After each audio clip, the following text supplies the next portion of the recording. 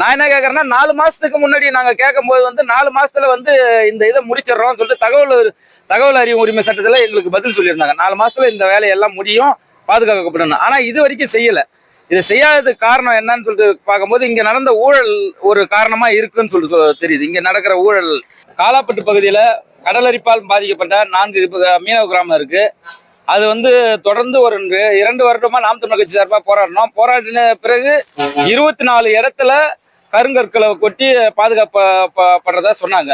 ஆனா இப்போ வரைக்கும் வந்து ஒரு 12 இடத்துல வந்து கொஞ்சம் கொஞ்சம் கொட்டிக்கிறாங்க. இன்னும் 12 இடத்துல கொஞ்சம் கூட கொட்டவே இல்லை. அது என்ன ஏதுன்னு சொல்லிட்டு கேட்கறதுக்காக வந்து ஐயா ராதாகிருஷ்ணன் அவர்களை வந்து கேட்டோம். அவர் என்ன சொன்னார்னா வந்து இப்போதைக்கு வந்து மறுபடியும் வந்து அதை வந்து என்சிஆர் ரிப்போர்ட் வாங்கிட்டு அதன்படி மறுபடியும் நாங்கள் போடுறோம். இப்போதைக்கு பாதுகாக்கிறதுக்கு கொஞ்சம் கொஞ்சம் கருங்கற்களை கொட்டுறோம்னு சொல்லிட்டு உறுதி கொடுக்குறாரு.